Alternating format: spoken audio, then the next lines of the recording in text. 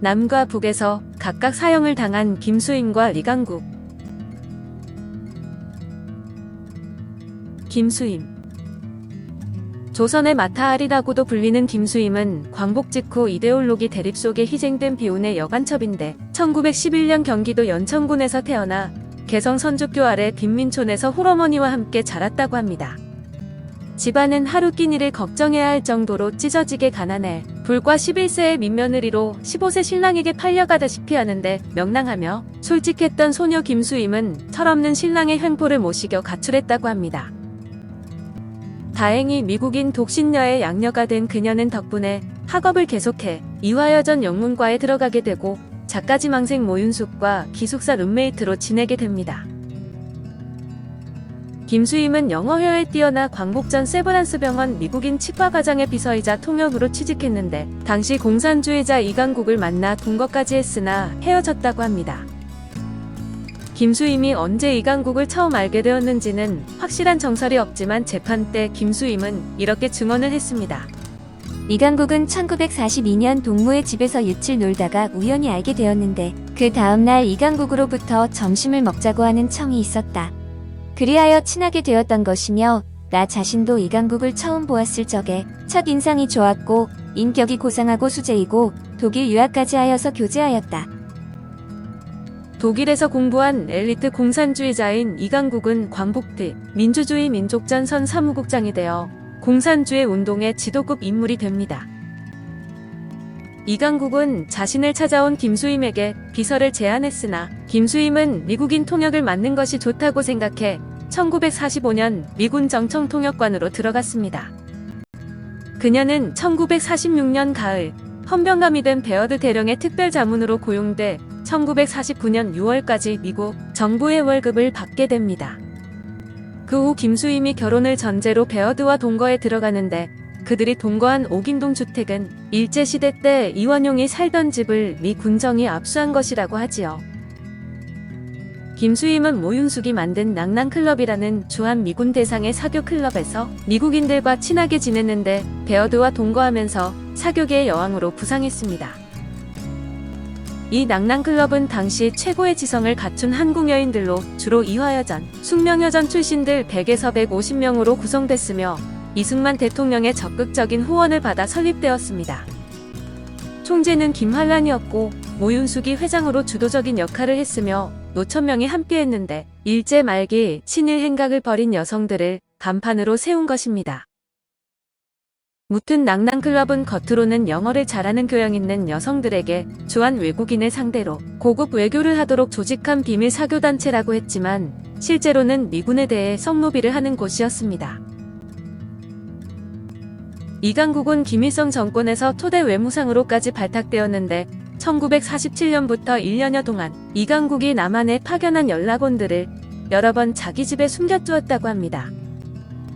그녀는 조선은행권을 서울로 운반하는 데 도움을 주었고 이강국이 대남공작을 펼치자 비밀 연락원을 통해 자기 집을 남조선 노동당의 비밀 거점으로 사용하도록 빌려주었습니다. 이 밖에 남노당의 빨치산책이며 검거되어 육군특무대에 수감 중이던 이중업을 비밀리에 빼내 숨겨주었고 의사로 가장시켜 월북시켰다고도 하며 각종 기밀을 빼돌려 남노당에 제공했다고 합니다. 그녀는 1950년 4월 초에 수사당국에 전격 체포되었는데 수사당국의 가택 압수수색에서 권총 3자루, 실탄 180발, 북한으로 보내려던 많은 기밀 물건들이 압수되었습니다. 한편 그녀가 간첩 혐의로 체포되자 베어드는 그녀의 재판 9일 전에 미국으로 출국을 해버리게 됩니다. 가장 큰 죄목은 1949년에 미군의 철수 정보를 북한에 넘겨주었다는 것인데 그해 6월 15일 고등군법회의에서 사형 선고를 받았고 한국 전쟁 발발 무렵에 사형이 집행되어 총살된 것으로 알려져 있습니다. 그녀는 모윤숙과 단짝 친구로 재판 당시에 모윤숙은 김수임을 적극 변호했다고 하는데 한편에서는 그녀가 김창룡에게 김수임을 꿰어내 넘겼다는 이야기도 있습니다. 모윤숙은 이화여전 출신으로 이승만과 밀착하여 단독 정부 수립을 지지한 친일 수필가로 유엔 한국위원장 내논의 생각을 바꿔 남한만의 단독 선거를 하도록 한 것이 가장 큰 공로라고 합니다. 메논도 자신의 심정을 흔들었던 여성은 한국의 유명한 여류시인 메리엄 모였다고 말했는데, 한때 대한민국 건국의 아버지는 메논, 건국의 어머니는 모윤숙이라는 비웃음이 퍼지기도 했습니다. 이강국. 한편 이강국은 조선민주주의인민공화국의 정치인으로 아오는 이촌인데, 1906년 경기도 양주의 몰락한 사대부 집안에서 이기태의 차남으로 태어났습니다. 그는 보성고등 보통학교를 수석 졸업한 소문난 수재로 경성제국대학 법문학부 재학 중 공산주의 이론에 입문하게 됩니다. 1930년 3월 대학을 졸업한 후 잡지 신흥을 발행했으며 1931년 박문규, 유진호, 최용달 등과 함께 조선사회사정연구소를 창립했습니다. 그는 자산 300만 원의 부호였다는 처가의 도움으로 1932년 독일 베를린 대학으로 유학을 하는데, 유학 중에 프롤레타리아 과학동맹 등의 단체에 관여하면서 독일 공산당에 가입해 공산주의자가 되었습니다. 경성제국대학 교수 미야케 시카노스케가 중심이 된 독서회 그룹의 독일 공산당원으로 가담했지만 나치의 탄압과 일본 영사관의 박해로 1935년 귀국을 했습니다. 기소 중지 중이었던 그는 귀국과 동시에 경찰에 체포되었지만 1935년 증거 불충분으로 기소유예 처분을 받고 석방되었는데, 그 와중에도 잡지에 기고하는 등 지식인으로 활동을 했습니다. 그러면서도 이주하, 최용달 등과 원산에서 좌익 노조를 결성하였으며 원산 철도국 사건 등으로 1938년 체포되어 1940년 보석으로 석방되기까지 옥고를 치르게 됩니다. 1945년 8.15 광복 전 건국동맹 관계로 여운형과 긴밀히 연락했으며, 광복 후 본격적으로 공산주의 활동을 재개해 여운형의 조선건국준비위원회에 참여했습니다. 건준 조직부장을 맡았지만 박헌영이 조선공산당을 재건하기 전부터 8월 태제 작성에 관여하는 등 박헌영과 가까워졌습니다. 조선인민공화국 최신부장 직무대리와 조선인민공화국 중앙인민위원회 서기장, 1946년 2월 좌익연합단체인 민주주의 민족전선 상임위원 표창국장 등을 지냈습니다. 1946년 9월 초 미군정은 박헌영, 이주하, 이강국 등의 조선공산당 지도자들에 대한 체포명령을 냈지만 이강국이 9월 18일 평양방송에 나와 월북 사실이 확인되었습니다. 그는 연인으로 알려진 김수임의 도움으로 월북을 한 것인데, 당시 미군 헌병감인 베어드 대령과 동거를 하던 김수임이 그의 차에 태워 38선까지 검문을 피할 수 있게 해준 것이었습니다.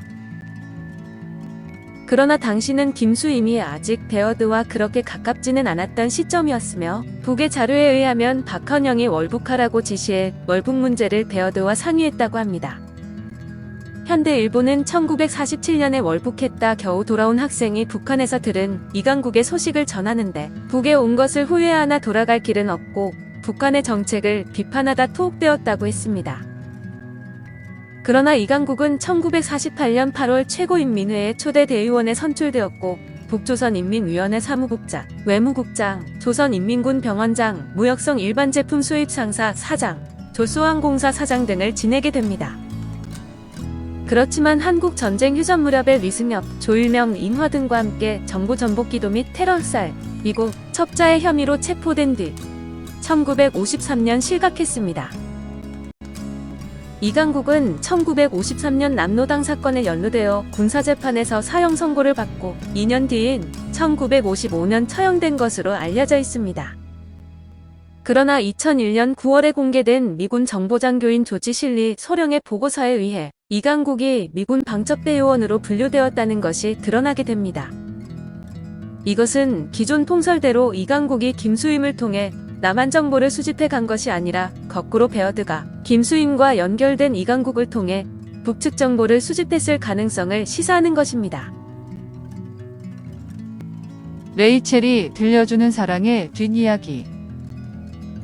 전쟁 발발 10여일 전인 6월 14일에서 16일까지 진행된 군법회의는 당시 장안의 화제였는데, 군사법정은 물적 증거가 충분하지 않았습니다.